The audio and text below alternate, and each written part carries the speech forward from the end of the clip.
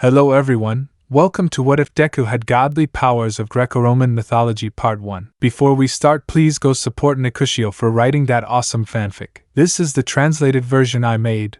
There will be some mistake in character's gender, but of course Deku is a male. With the advent of quirks, the gods faded into the background. Through their observation, they noticed that humans had forgotten them, even the Christian Pantheon, although there were still some followers of its beliefs. Because of this, each mythology decided to create something unique, a quirk that grants the user their powers, and not just those of the major gods, but also those of lesser gods and more important demigods. Not everyone is worthy of wielding such power, but just as it is powerful, being superior to all for one and one for all, being impossible to steal, it is feared, so the hero commission must eliminate its bearers. Join Izuku, the wielder of the powers of Greco-Roman mythology, to overcome adversity. Ship defined, Ibara x Izuku no harem. Clarifications. Izuku's appearance will be the same as always, except that he will be more muscular and athletic. There will be no harem, although Mina will have his ship trainer with him. His hero costume will be that of Achilles from Fate. Enji won't be such a SOB. Shoto and Izuku have known each other before and are friends. Bakugo isn't that bad, although he's going to suffer some things. Melissa will have one for all. Ibra will be the bearer of Christian mythology. The other mythologies must be boys. So if you want to give me suggestions for their positions, since I have Milika's Gremory as the bearer of Aztec mythology, and Kunu as the bearer of Shinto, they can be boys from anime or series that you know. From now on, Lincoln Loud will not be admitted since he is too old, and I need boys. I accept suggestions for their mythologies. Katsuma, Koda, Nordic. Already defined. Eri, Mahoro, Ship, Izuku x Ibara, Reiko x Todoroki, Setsuna x Kirishima, Bakugo x Tsuyu, Mei x Shinzo. There will be several traitors in the UA and among the heroes, and it will not be a story of betrayal. All Might won't be like my other stories. The powers of the gods will be those from the Percy Jackson wiki, or those of some other anime that interests me, so don't expect Shimatsu's techniques, except for those of Zeus. Apollo and Artemis will play the role of older siblings, so Artemis won't be the typical feminazi, and Apollo won't be so annoying. Hermes fulfills the same function, as does Apollo. Zeus will not be paranoid, except for what has to do with the government. Thanks to Thanatos and Hades, Izuku can enter and exit the underworld. There will be no Titan powers, except for Helios, who I like. Bread will be considered, and will have participation. He'll be a forger like Hephaestus, and he'll know how to use his powers perfectly by the time he reaches the Hussycats camp. Monsters exist and almost never attack, unless they're harassed. Although some may work for villains through deals, the League of Villains will have its share of mythological monsters. Izuku has in his power the summoning of Cerberus, Pegasus, Sphinx and Sirens. These serve him more than anything because of Poseidon. Do you want Chiron as a teacher in Izuku's training? The fates will not interfere much, unless chaos dictates it. Thanks to Apollo, he is an incredible musician. He plays every instrument without knowing it. Minor gods to be observed: Bread, Morphus, Thanatos, Hypnos, Asclepius, Dionysus, Eros, the Muses, Persephone, Iris, Amphitrite, Nemesis, Hecate. Demigods who can appear, not to give him powers but to help in his training: Perseus, Orpheus, Hercules, Disney version, Achilles. Typhon will make an appearance, but he will merely act as a messenger about the monster's problems. He is fully aware that the age of the gods is over, so his mother Gaia's mission makes no sense. In more detailed chapters, the abilities of each god will be described. I'll be waiting for you in the caps that are published. You can be a hero. Once upon a time, humans gazed at the stars and believed they housed the world of the gods, those beings who inhabited every story, every legend, every myth. In those days, humanity accepted that it was not alone in the universe. Humans were certain that within the vast firmament lay the access routes to the different realms of their gods: Asgard, Olympus, Nun, Qinghai, Izumo, among several others. Every god, every deity known to every pantheon, had their domains respected, loved, and feared as such, while humanity worshipped, feared, and prayed to them equally. But that was a long, long time ago. It all began in China, where for the first time a baby was born with a glow, ushering in the era of powers in humans. This power was known as quirk, kozai, or gift. As time went by, humans began to gain powers, forgetting the gods and believing themselves to be divine beings. Power corrupted, but it depended on the person who wielded it. It wasn't that they were left without salvation, they were simply left without guidance, and many fell into darkness. With the emergence of Quirks, what was called the era of heroes and villains would also begin, the dream of pre-Quirk men, who had filled the world with imagination with comics, mangas, television series, movies on every known platform, had become a reality. But with the emergence of the heroes came that of the villains, but also of the corrupt heroes.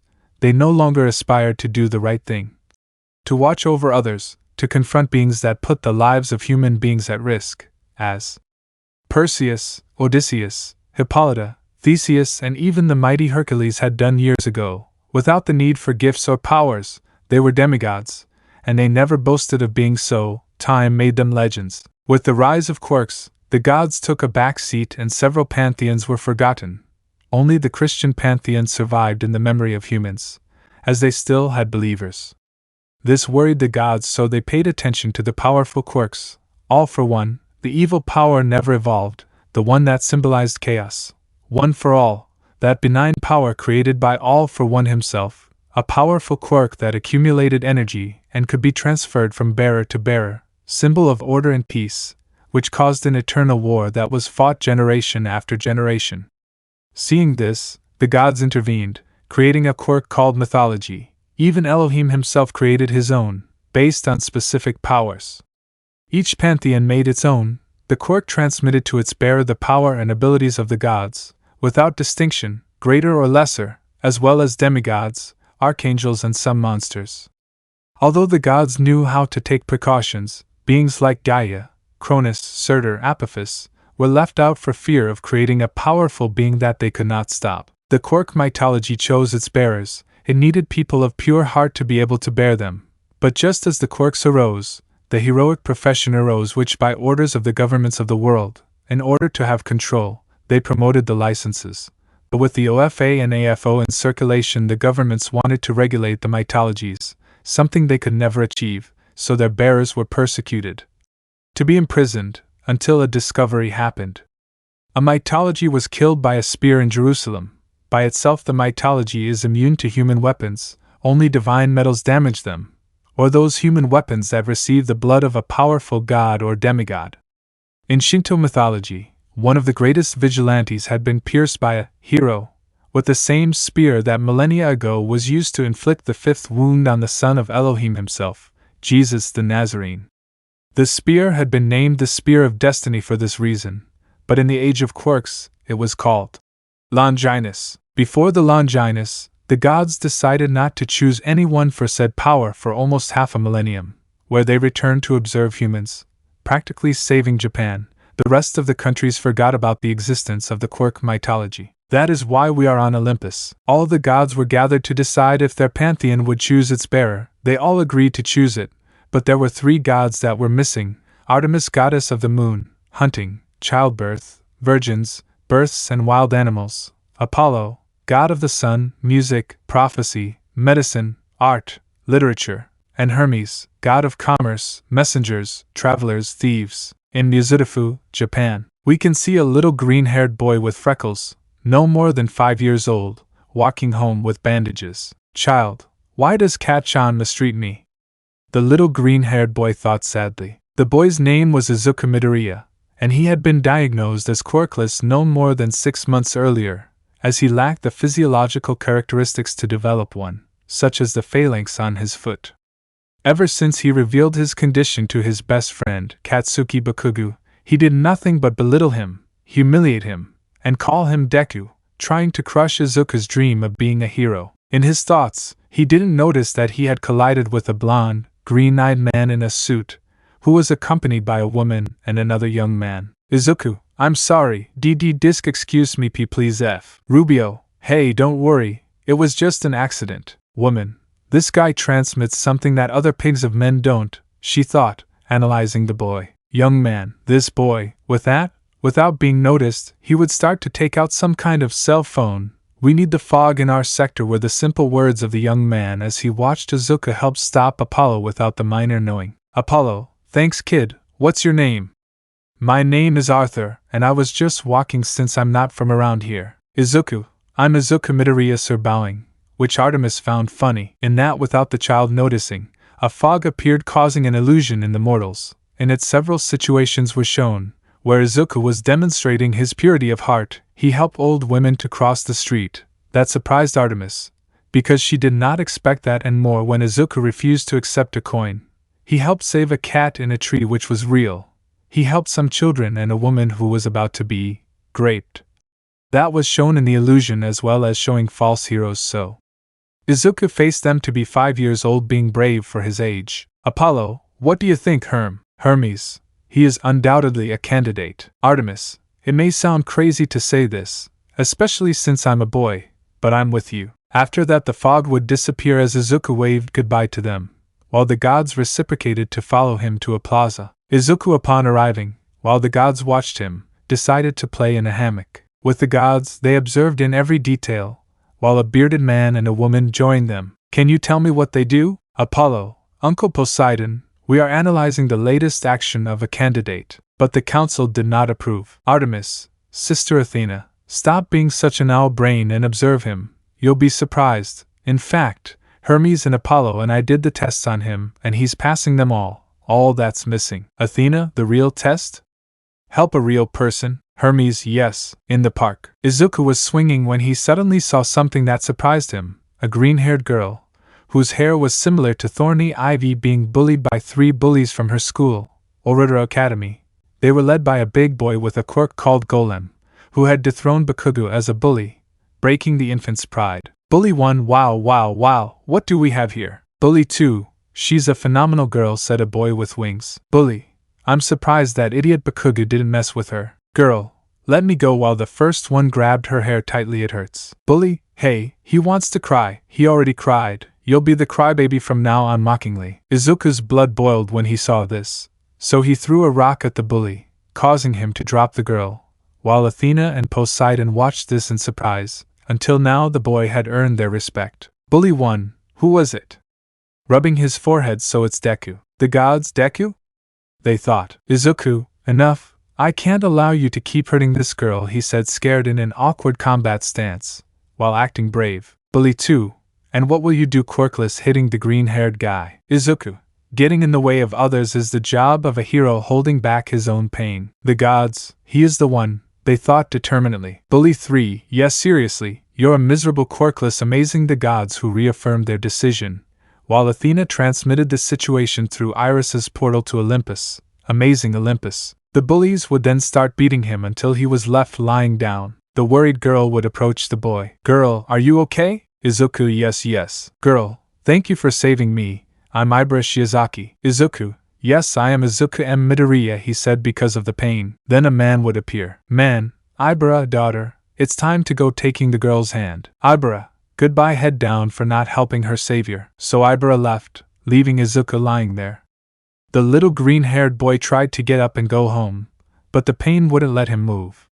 He could barely keep his eyes open, those crystalline emeralds. Izuku, my mom must be worried, I have to go back, he thought. Apollo, wow, little Izuku approaching, that was the most heroic thing I've ever seen you do. Izuku, GG, thanks. Apollo, don't worry, taking out a ukulele and playing some strings. The melody began to heal the wounds and bruises of the green-haired man, who was helped by Artemis and Hermes, while Athena asked for the fog. Poseidon, that was brave, boy. Artemis, you are very pure, smiling gently. Hermes, you're a hero, with or without a quirk, smiling at him to ruffle his hair. Izuku, thanks, but I'm useless. Apollo, nobody is useless, you know, in the past there were heroes who didn't need quirks, you know. Izuku, really, with hope in his voice. Athena, of course, do you know why? Izuku, no. Poseidon, for this, pointing to his heart. Hermes, now tell us. Izuku, Artemis, if you had a power, what would you use it for? Izuku was surprised but had doubts, but when he thought about it he answered. Izuku, like every child I want to be a hero, help others with a smile like All Might does. But, Artemis, but? The goddess raised an eyebrow. Izuku, every time heroes only seek fame, money and women, or men, depending on the hex of the one who holds the license. And even when you see All Might you notice a fake smile. He no longer radiates the confidence that people had before. Others may not realize, but I am an observant and quite mature child. I know that All Might despite his actions is a true hero, but his time is not eternal. People put him at the height of a god and we forget something. Poseidon. And that would be it, smiling internally like the other gods at the words. Even on Olympus they were surprised as Hestia smiled gently at him. Izuku, that he is human, therefore he has his limits. People forget that he will retire when the time comes, and being the symbol of peace, even if he dies, his disappearance from the podium of heroes and the top will generate chaos, which will lead to fear, mistrust, suffering and resentment. People will stop believing in heroes and villains will increase and torment the people. I aspire to be a hero, but not one who maintains society by myself, but to become a pillar of the many that arise with me that maintain society, where if one falls the others will resist the entry of someone who takes his place. That is the kind of hero I want to be, someone who brings hope to people. The gods looked at each other smiling. On Olympus those words had reached all the gods, including Hades who was in the room. Both major and minor gods smiled. There was their champion, the one who will have their power. Only Zeus feared something, and it was the government's reaction, for bearers of his mythology were killed by the Longinus. That was worrying. Each one was like the children of each other. They were family. Apollo, you know something. Izuku, you passed the test. You can be a hero. That made Izuku fall to his knees crying with happiness while Artemis hugged him like an older sister. Getting to know Olympus. Apollo, you know something. Izuku, you passed the test. You can be a hero. At the moment, Izuku was crying while Artemis hugged him like she was his older sister. Poseidon, so innocent. I hope Aphrodite doesn't corrupt him, or that Zeus doesn't tell him what to do, thought the god of the seas, because the Greek pantheon was not very normal or ethical in certain matters. Athena, well, we should go. Izuku, but wiping away his tears, I have to tell my mom. Poseidon, you want to protect her, right? Izuku, yes. Apollo, Izuku, the world of a quirk like the one you'll get is dangerous. Whatever path you take, it will put her at risk. Izuku, while lowering his head, I'll protect her without saying anything. Hermes, while ruffling his hair, it's time to go. A kind of mist covered everyone while a kind of rainbow formed a golden staircase. Apollo, come on, extending his hand to Izuku. The green-haired man would reciprocate the gesture and go up with him, where when he finished climbing he would be amazed by what he saw. Izuku, is giant. Apollo, of course it is. By the way, do you know what Olympus is? Izuku, my mom told me it was the home of the gods from a myth. The gods? This is what we have been reduced to, a simple myth, they thought. Artemis, you see, little eyes making the green-haired boy have a glow on him. Olympus is real. Every mythology is real. Izuku Sug. Athena, yes, it's incredible, denying the childish attitude, because for her there was no place for Poseidon. Owl brain, if you don't notice, you're a child. Athena, what did you say? Algae brain. Poseidon, what you heard, bookworm. Athena, barnacle beard. Hermes, can you stop fighting? Seeing the green-haired boy hiding behind Apollo and Artemis. Both yes. Apollo, okay, let's go in. Upon entering Olympus, all the satyrs, centaurs, and other species of semi-humans were looking with surprise as to why a child was with them. Artemis, welcome to Olympus. Izu, let me introduce myself as I should. I am Artemis, goddess of the moon, the hunt, maidens, wild animals and childbirth. Apollo, you know me as Arthur, but I am Apollo, god of music, the sun, truth, medicine, the arts, poetry and archery. Izuku, great. Hermes, I am Hermes, the messenger, god of travelers, commerce, thieves, and prosperity. He is also the guide of souls to the underworld. Izuku, amazing. Athena, I am Athena, goddess of war, wisdom, strategy, crafts, weaving, and mathematics. Izuku, math, nervous with that title. Poseidon, and I am the god of the seas, horses, storms, and lord of earthquakes. Izuku, great, it's amazing. Apollo, let's go. The gods would guide Izuku through a door leading to a room with 13 thrones, which represented the 13 elder gods of Greek mythology, while those present in their seats looked at him expectantly, while some dared to give him a smile. Welcome, young Izuku, future aspiring hero, and candidate for future symbol of peace. The gods applauded a little. I am Zeus, god of lightning, sky and thunder, ruler of Olympus, as well as leader of our mythology. Izuku, hey, hello, making a Japanese bow. No need, dear. I am Hestia, the eldest of the Olympians and goddess of the hearth and the fire it represents. It's a pleasure to meet you, as you are someone with great devotion to those you consider family. The gods who brought Izuku would sit on their thrones, while looking at Izuku calmly to calm him down. Izuku, it's a pleasure, Hestia-san. Hestia, please son, no honorifics, smiling gently. It seems that he has manners. I am Hera, goddess of marriage and protector of women in childbirth, wife of Zeus, she said with slight disgust so that the minor would not feel any tension, given the god's reputation as a womanizer. I am Hephaestus, god of volcanoes, the forge, metals, sculpture, architecture, metallurgy, and fire. It's a pleasure to meet you, brave boy. Tisk anyway, staring at the boy. I am Ares, god of war, male virility, violence and anger.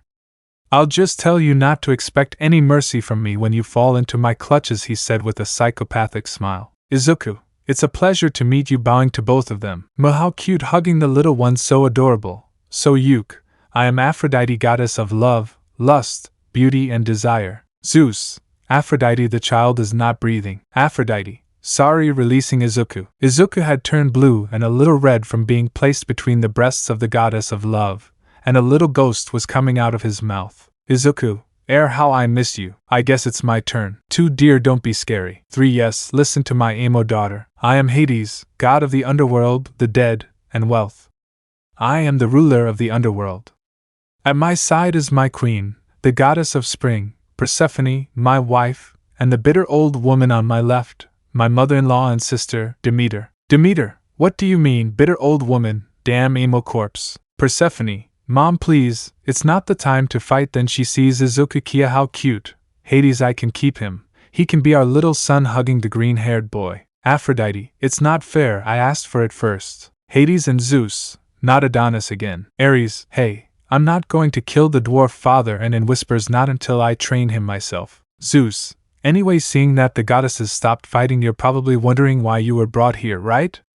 You see, to understand it you must know the history of quirks. Zeus and the other gods took turns telling him the story of the creation of quirks, the history of the pantheons, and even the peace they maintained among themselves, mainly thanks to being relatively remembered with Elohim, or the myths. Hera, you know why we're telling you this? Izuku, no. Hestia, you have what this pantheon needs most. Hades, a noble, courageous and generous spirit. Poseidon, someone who is willing to fight for the values that those demigods once made. Demeter, not for fame, not for wealth, not for women or men. Zeus, but for the mere fact of lighting a flame of hope in others. Ares, besides, whatever they say, whether you have a quirk or not, you're brave, kid, and I'm a psychopathic warmonger who only lives to fight, period.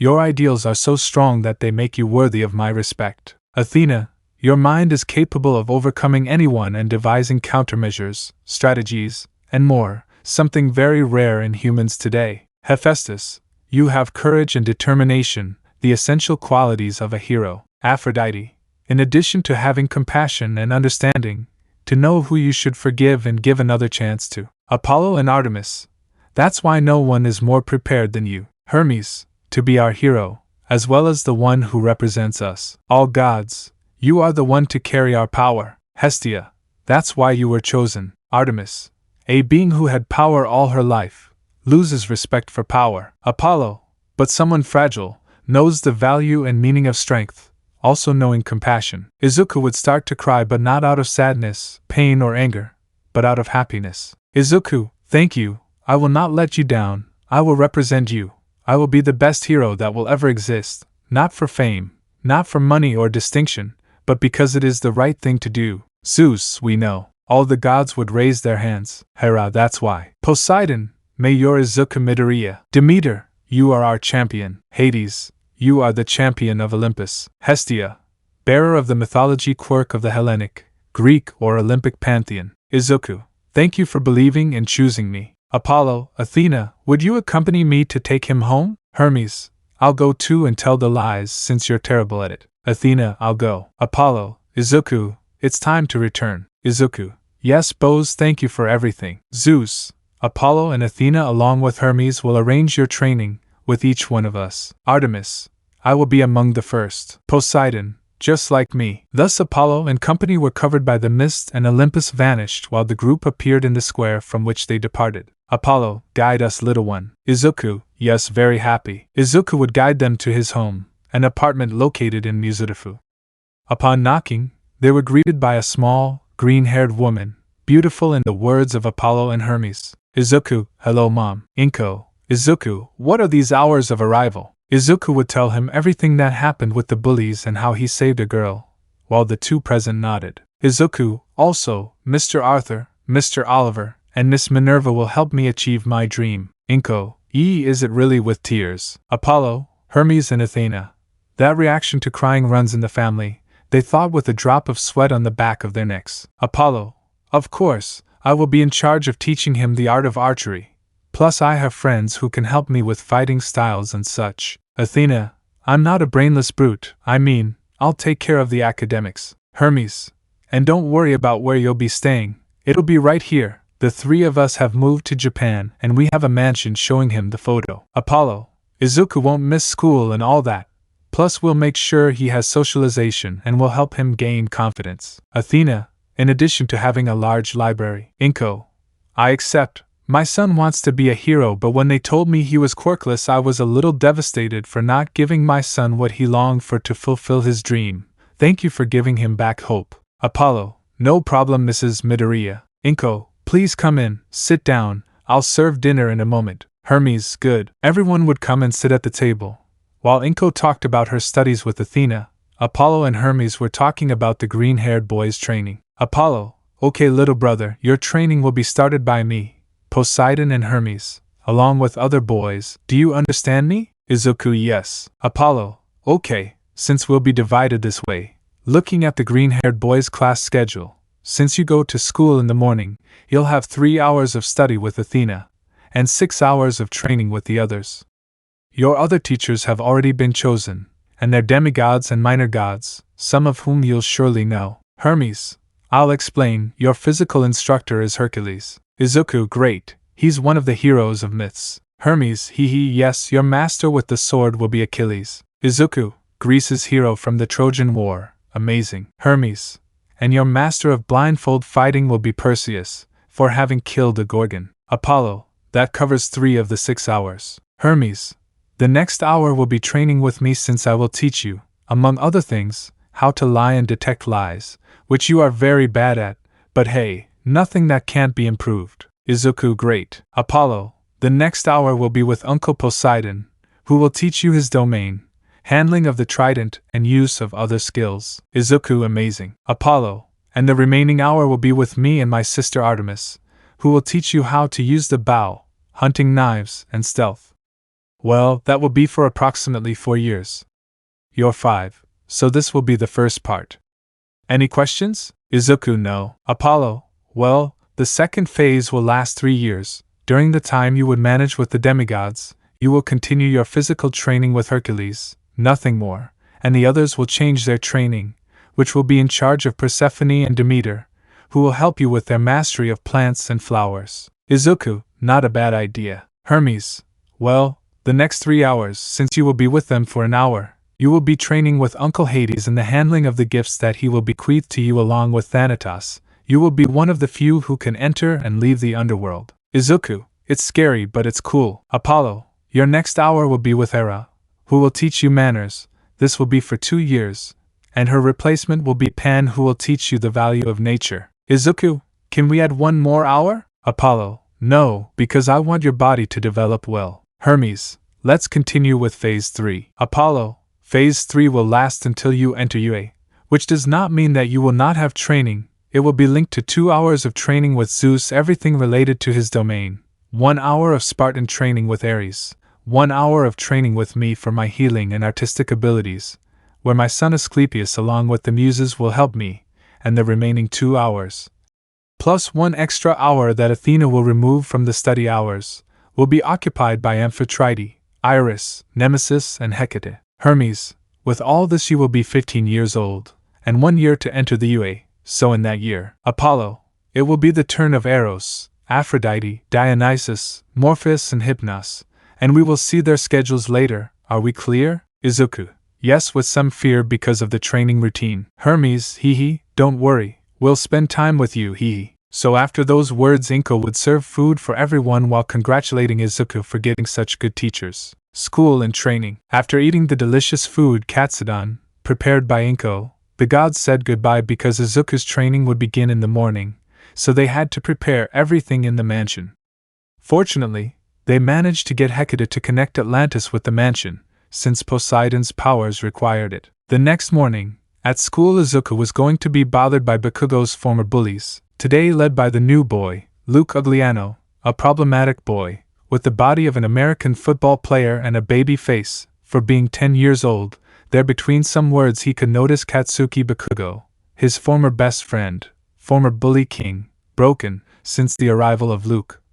A product that was expelled from every American school he went to for being a bully, he was accepted into Orudara, since it was one of the most complete schools, from kindergarten to high school. Luke, well, if it's the broccoli Deku and the Muslim, you know what I can make for you today. Izuku, leave us alone, pig, he whispered with his silver eyes, because of Artemis's domains. Bakugo, I know we haven't gotten along for months, but we have to defend ourselves. Luke, oh yeah, grabbing Bakugo's shirt. Izuku, leave Kat-chan alone, he whispered, annoyed. Luke, what?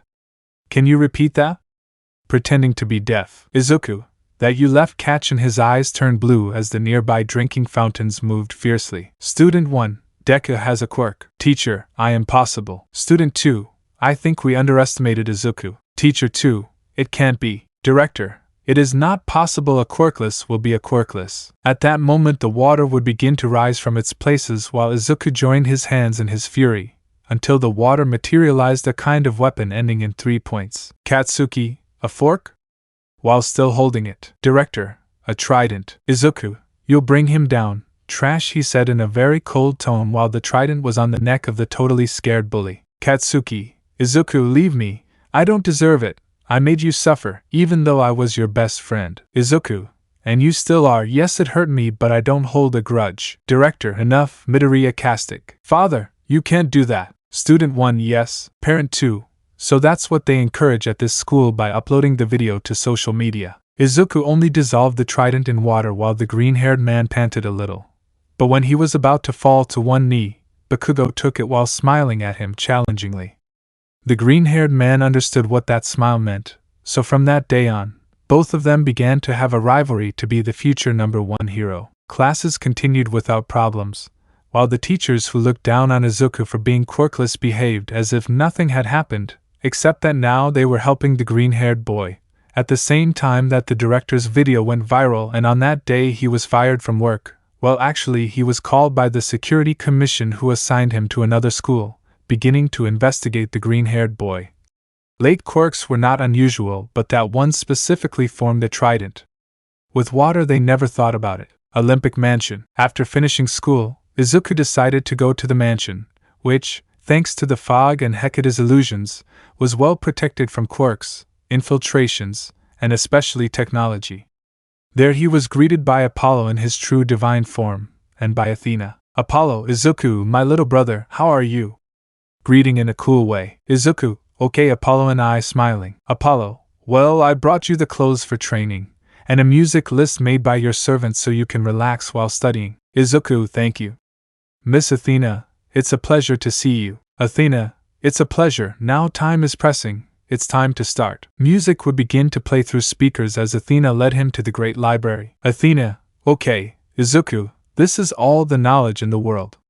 It's everything that belonged to the Library of Alexandria, plus all the discoveries made, quirks, mythology from other pantheons, as well as their politics and more. So it's time to begin. Izuku, Athena-sensei, wasn't the Library of Alexandria burned? Athena, no, since the gods had the originals, the one that burned was a copy, and it was burned by humans. Izuku, yes. Athena, don't worry, humans do things that the gods wouldn't do very openly. I know Elohim, the god of Christianity, Judaism and Islam, and he would never order that. The most aberrant things have always been done in the name of the gods, because in their ignorance, human beings, in order to please, destroyed, killed, made war, tortured. Christianity is the most notable for its acts, since they are the most recent in time. Izuku, but in a book I read that Troy you took sides. Athena, That was Eris's fault. She threw the apple and made a human choose the most beautiful goddess, and well, after that the war broke out and the gods, except for Zeus, Hades and a couple more, did not take sides. After that, Zeus forbade us to get involved in human wars, at least directly. Izuku: wow. Athena: anyway, we have a lot to study. Izuku: yes. Thus the goddess and the bearer of mythology would begin their first of many lessons in the study. Athena was no fool, so she would start with the things he knew, reinforcing knowledge and clarifying doubts, although for his age the boy was very intelligent as well as strategist. The teaching was not limited to reading books and practicing theory and calculations and resolutions or field tests, but also strategy through board games, analysis of real-life situations with cases and possible responses, with justifications based on battle analysis. Izuku's mind was amazing, so the goddess took a great liking to him from that day on. The 3 hours passed and Naruto was taken to the courtyard by Apollo, with his training suit. After getting dressed, Izuku stood stretching with Apollo to avoid injuries when his physical training started. Wow, so there you are, said a young man with relative muscle. Izuku: you are Hercules? Surprised. Hercules himself. And I will be your first physical teacher to accustom your body and teach you how to fight hand to hand. So let's begin, he said excitedly. This training was started by the hero trainer Chiron, so we will begin. So Hercules would begin to instruct him in his exercises. His experience made him the perfect fit, his patience ideal for children, adolescents, and young adults. Izuku would begin exercising with sit-ups, squats, push-ups, running, jogging, jumping, and even something that surprised Apollo, and he found some reference in a series, was that Hercules included calisthenics in his teaching in addition to athletics. The hour passed and Izuku, like any child, grew tired, but his will was so strong, in addition to Hercules' incentives to increase it and endure all his routines. Various styles of martial arts began to be transmitted to the green-haired boy, his teacher being Perseus. Boxing, Russian Sambo, as well as Pygmy, Greek boxing, were included in his routines. Perseus even blindfolded the green-haired boy, so that his instincts would begin to react without depending on seeing the opponent. At the end of Hercules' turn, his other teacher appeared carrying wooden swords or shields of the same material, as well as bronze shields. Hercules: not bad for your first day. Perseus: you'll be a great hero with that determination, boy. Hercules: but it's time for your other teacher. Meet Achilles, your master of combat with swords, shields, and other hand weapons he knows how to use. Achilles: it's a pleasure, man. Izuku: great. Achilles: well, it's time to start. We have a long way to go and little time. Achilles would begin to tell him how to sheathe and unsheathe his sword, how to hold the weapon firmly, as well as explaining how to strike. The path during that hour would be difficult since the boy was almost 6 years old and lacked the strength to lift real swords, so armed with patience, he would begin the boy's instruction. Use of the sword, spear, shield, correcting postures, blows, and helping to adapt to the opponent's rhythm and guiding them at their own pace. Those were his first teachings, as well as swinging the shield and sword in combat, throwing the javelin. By the end, Izuku was already exhausted but decided to go shower for 10 minutes before going with Hermes, since Achilles, out of respect for the god, allowed the boy to clean up. In the room, Izuku arrived with another set of similar clothes, so Hermes would begin his training in his domain. Hermes is the god of messengers, trade, travelers, roads, and thieves, yet he was a skilled fencer, so he imparted his style to Izuku, a boy from his mythology whom he and Apollo recognized as their little brother. He helped the green-haired boy increase his speed by giving him a gift, a pair of red slippers with the same ability as Hermes' sandals. They sprout wings from their sides, making them fully functional. Also, as Izuku in the future would be able to travel to the realm of the gods and the underworld, he learned to use his teleportation, even if he was not invited, something that Hermes helped, and more when he saw Susanoo no Mikoto, who was surprised, and would begin to spread the news of Greek mythology in Shinto, as Thor did in Asgard. Both upon returning would begin to laugh since Hermes was childish. Not for nothing it was said that he was Loki's friend, and that infected Izuku. Another domain taught was theft. Hermes, being the god of thieves, can steal without being noticed, something that cost the green-haired boy a triumph, in addition to knowing how to open doors and locks just by touching them. Something he even tried to teach him is how to lie, and he did it so well that when he saw him lie to someone, he was filled with pride, so the green-haired boy can persuade just by lying, and even scam if necessary. An art he learned very well and almost sank the economy of a country is money manipulation. Hermes, as god of commerce, can manipulate money in the stock market, something he taught very well, even when teaching the boy games of chance and the lottery, making the green-haired boy a bucking genius and a millionaire when he applied that skill to Inko. His next teachers were Artemis and Apollo, so between them, they gave him his own bow and quiver with arrows made of celestial bronze. Izuku was thrilled to see him and began his training under Apollo, as the moon goddess helped him navigate her domain, speak to animals, use the moon as a guide, and use hunting knives.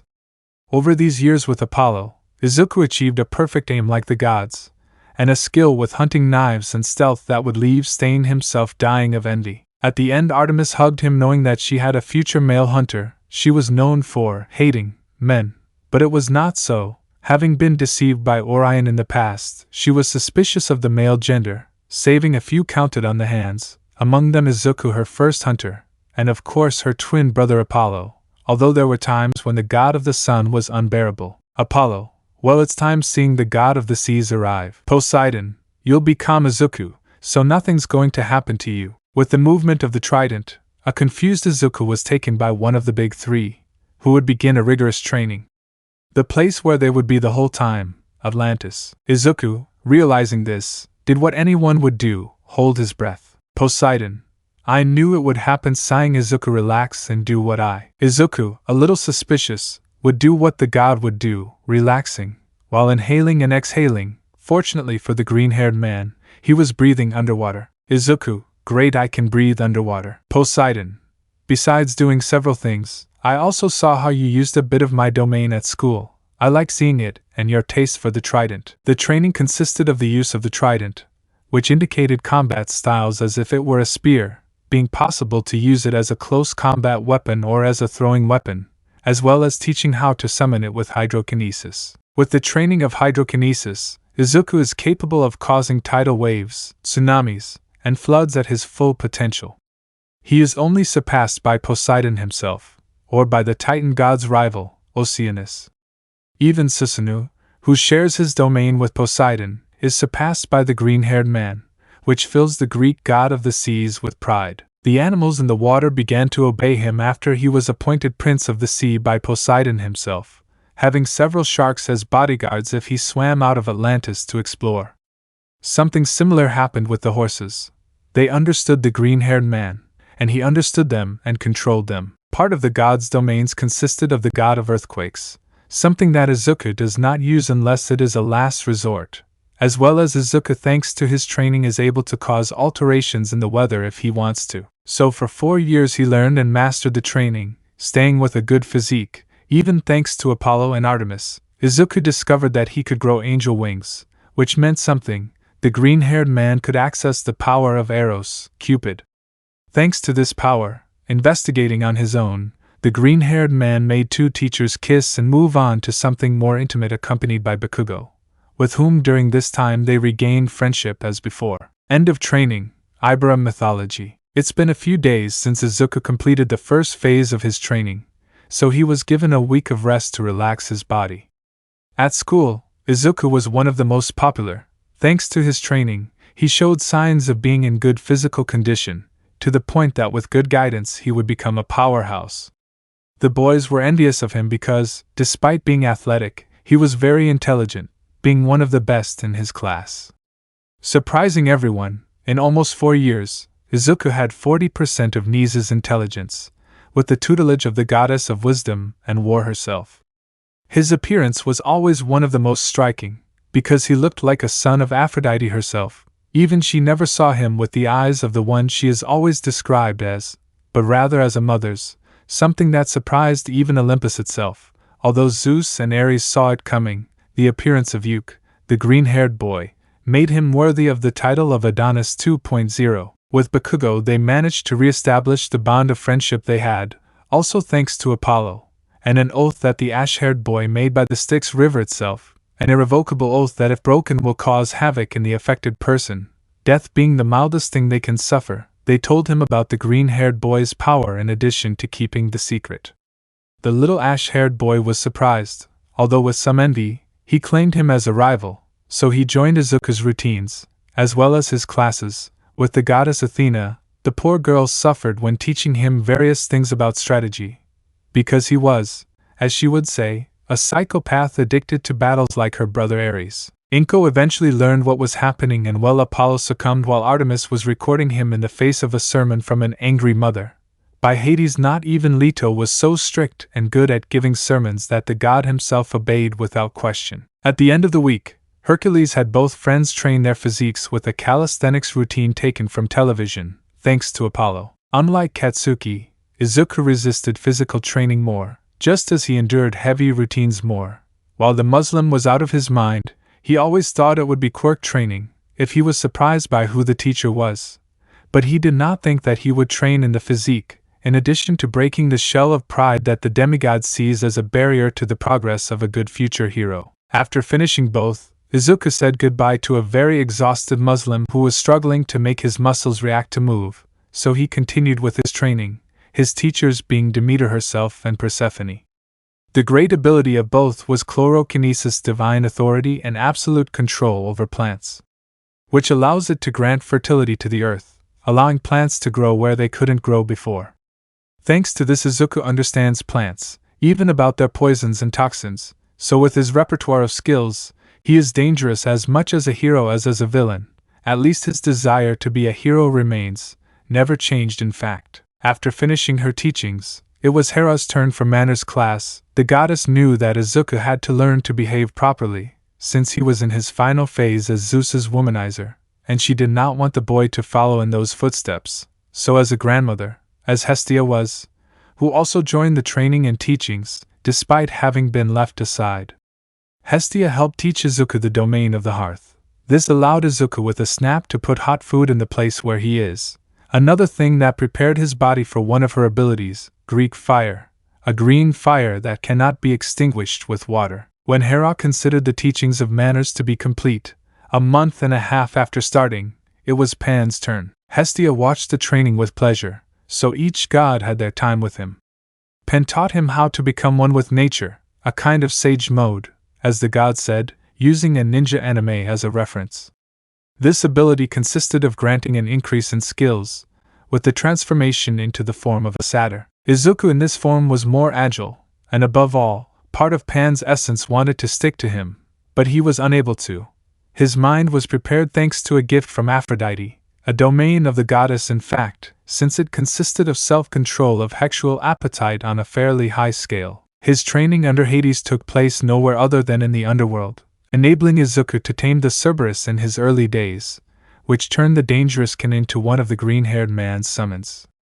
In terms of domains, Izuku managed to have geokinesis in his arsenal, the control of the earth, although only in the underworld, to put it mildly, in the words of God himself. Ferrokinesis, one of Hades's domains, is wealth, which can detect and summon any precious metal and jewel from beneath the earth, as well as manipulate them.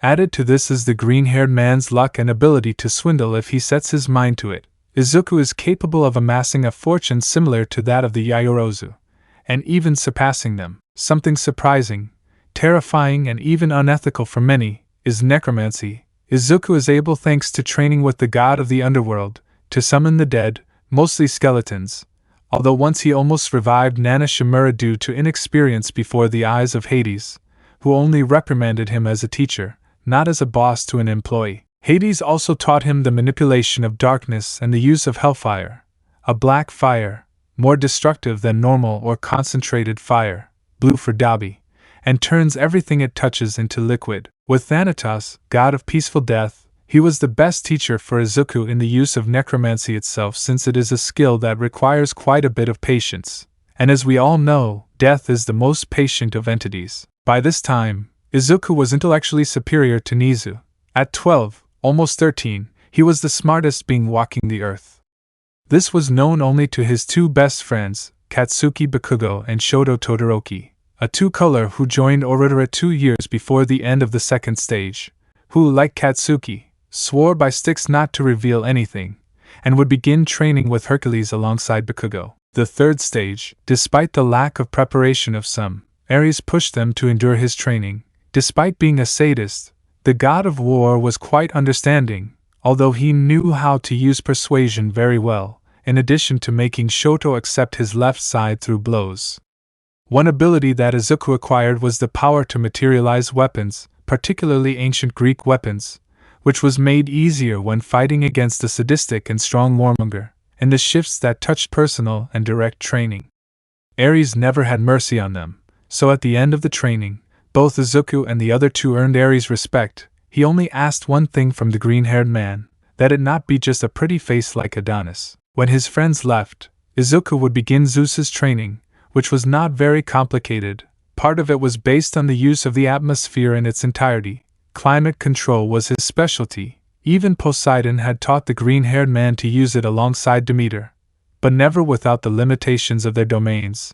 Zeus helped him under his own instruction to take it to the highest level. Another domain that was given to Izuku was the control of lightning, electrokinesis, where Izuku obtained a mode in which his abilities go to a higher plane, whose overload causes the body to suffer muscle tears. It was baptized as Zeus mode and was created due to its danger, being able to stand in front of Cronus himself and defeat him with difficulty, only to die after defeating him due to the excessive demands placed on his body. Upon finishing Zeus's training, Izuku was greeted by Apollo and his son Asclepius, for both would teach him about medicine, and about the use of music to heal wounds, where to the green-haired man's surprise, he was able to play any instrument without knowing anything at all. It was something natural, as the muses let him know when they arrived. Asclepius made the green-haired man deepen his knowledge of poisons, so he wanted to develop a paralyzing poison for his arrows when he became a hero. The only thing that Apollo did not teach him and did not bequeath to him is prophecy, an important and terrifying ability, because having it would turn him into a fortune teller and force him to change things that the Moirai had already determined, so he did not risk it. After Apollo's turn, it was Hephaestus' turn, who instructed the boy in his domain and in the forge. Pyrokinesis wasn't difficult. Hestia shared some of that mastery, so he didn't have to go through much difficulty, only the part of his immunity to fire and heat that was difficult. In the forge, he taught him how to build any type of machine with any material, as well as how to animate it and make it do things to adapt according to his needs. Izuku managed to replicate the forging of one of the greatest divine tools created by Hephaestus, the sandals of Hermes, managing to create slippers with the same skill. He even developed a sword hidden in a pen, with the logo that cost him the most. After finishing with Hephaestus, Amphitrite, Hecate, Iris, and Nemesis entered the scene to help him with his domains. Amphitrite taught him how to enhance his powers of authority over sea creatures, easily managing to tame a hippocamp, and also helped him improve his combat skills with the trident. Hecate, goddess of magic and sorcery, learned several spells that gave her control over illusions, and even the fog to hide some things, as monsters still persist in the land hidden and often causing havoc. Iris taught him the use of light to move, but not to attack, even as a defense to blind the opponent. Even thanks to the goddess, he can summon a Pegasus to move. When it was Nemesis's turn, goddess of justice and revenge, goddess of balance, goddess of equilibrium and retribution, she was not very flexible because, as goddess of scales, she taught him to manipulate good and bad luck, something totally cynical for the green-haired man, since it took away the free will and freedom of action of human beings, although he learned it. Izuku will never use that ability unless necessary. His principles would not let him use it. By the end of the third stage, Izuku was already 15 years old, with an enviable physique, according to Aphrodite, the beauty of Adonis, although in the words of Ares, someone worthy of being one, not like the guy who was a weakling because of the goddesses of love and spring years ago, in the words of Ares, his little brother, as he began to call him after hearing Apollo and Hermes, followed by Hephaestus. Justified everything, power and beauty, everything in balance as it should be. At school, Izuku was the most coveted by women because he was athletic. His body seemed sculpted by any known deity. Although that was true, his face was mature despite Bakugo often calling him Yuke. Due to his training, he had scars that made him even more grapable. It was there that, 1 year after entering UA, he began his training with Aphrodite and Eros. Aphrodite only taught him a little of the power she possessed, understanding and detecting emotions. She also gave him a bit of a fetish for building ships, an ability known as amikinesis, which allows him to identify feelings and desires and push others. Something similar happened with Eros's arrows, who told him about their ability to make people fall in love and take them away, along with shooting arrows in mid-flight. Nicuchio learned to manipulate alcohol and emanate an essence through his skin that intoxicates whoever inhales it. Of course, Izuku can decide who to affect on his own, which even makes him immune to alcohol itself. Morpheus and his father Hypnos taught him how to use dreams, in addition to using hypnosis to induce deep sleep, and how to use them to communicate, send messages, or even use them as a weapon by making his opponents see their worst nightmares and fears. With Ibara Shiozaki, a green-haired girl with a quirk that makes her hair look like thorny vines, she always remembered the little green-haired boy who saved her from some bullies. The problem was her parents, who did not accept the relationships due to their religious fanaticism to which Ibara was subjected. Everything was done with religious rituals. That overwhelmed the girl, but everything went far when her father wanted the family to inflict harm to punish himself for his sins.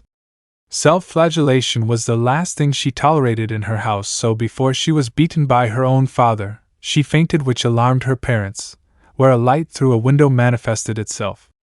An appearance of a winged woman, with divine light, which made her parents kneel. Woman, you tarnish father's name by doing things in his name and forcing others to do it. Ibara's mother, but that one. Woman, silence, the will of Elohim, of our Father, is understanding and love among neighbors.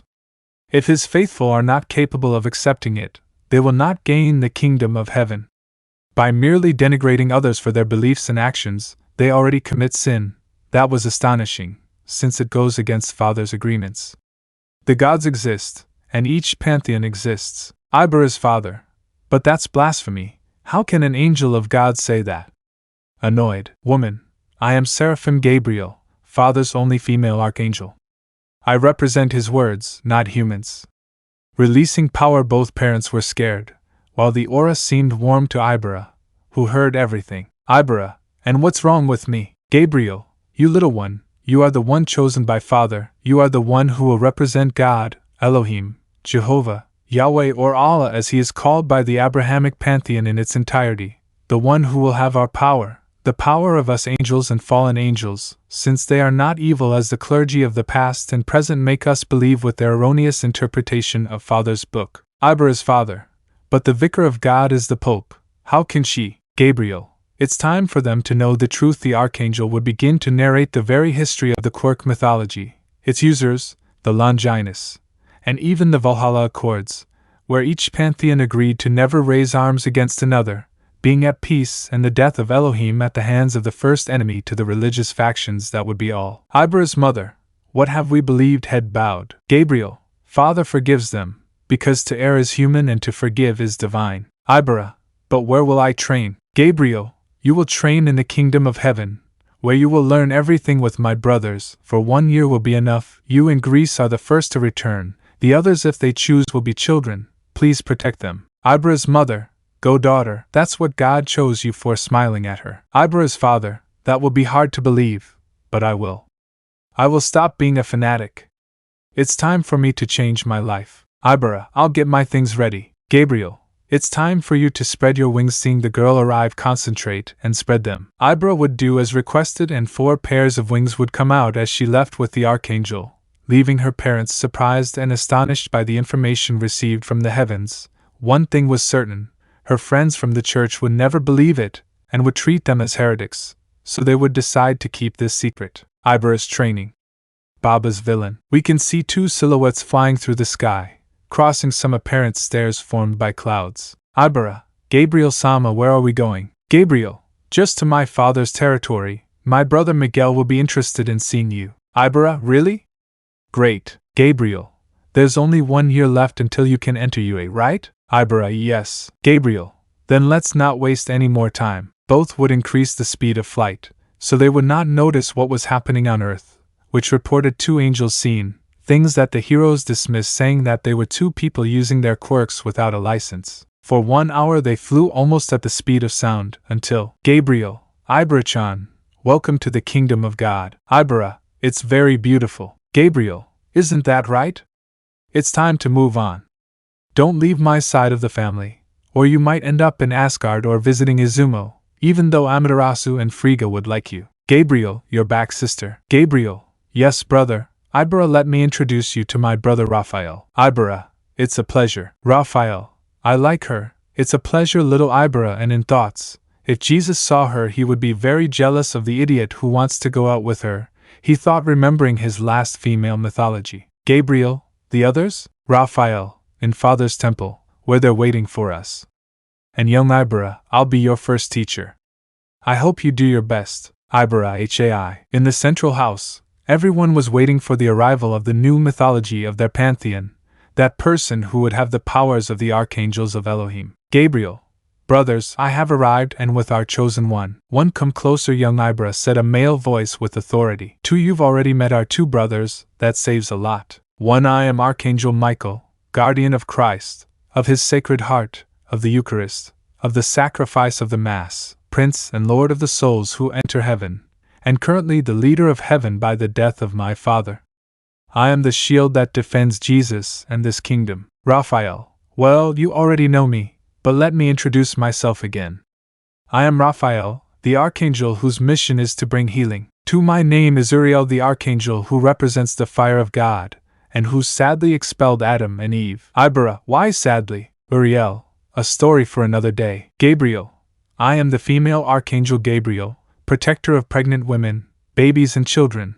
I am the one who commands the first line of defense if things go wrong, and who will take the defenseless and protect them for a better future. 3, I am next. I am Azrael, the archangel of death. My role is to reassure souls in a state of transition. 4, I am Azazel, the first fallen angel, and if you ask yourself why I fell, it's simple, because I was a pervert and a nymphomaniac. Azrael, brother, you slept with Lilith and fell, when we were forbidden to do that. Azazel, details. There was silence in the room as Ibara saw several empty chairs, the places of Luzbel, Samuel, Jophiel and Zadquiel. Gabriel, they are the dead archangels, sadly. They perished in a war before the current humanity after the event of Ragnarok, which at the time was supposed to be Nordic, until Loki attacked the other pantheons.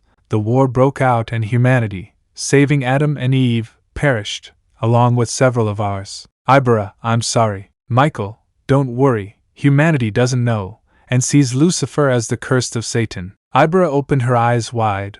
Weren't they the same? Uriel, your confusion is evident from how distorted humans have left history. Lucifer and Satan died in that war, they killed each other. Miguel anyway, you should rest, tomorrow your training starts. Ibara was taken by Gabriel to her room where she would rest to begin her training. The next day her training would begin with Azazel, who would not hold back teaching Ibara to create throwing weapons with her power of light, something natural in the mythologies of that pantheon. Her training consisted of generating countless spears of light, and shooting them like arrows until she could not show any signs of exhaustion.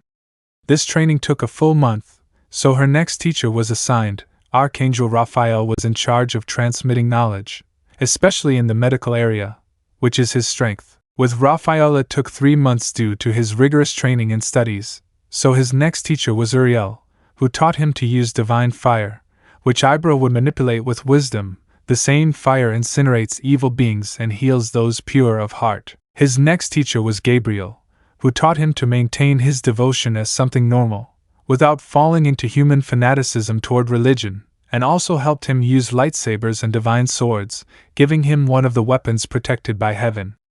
Created by Michael himself for those worthy, the sword was named Excalibur by its most famous wielder, and renamed Anduril after Uriel's fire in the war. This action would take 2 months of training, so it was Azrael's turn, where for 3 months without stopping he taught him to seek advice from the deceased, but not to use them, give them advice, as well as help them transcend to the spiritual plane and leave the earthly world in peace. The last 3 months of training were with Miguel, who focused on close combat, including shields and spears, and how to interchange melee attacks with weapons and the power of light.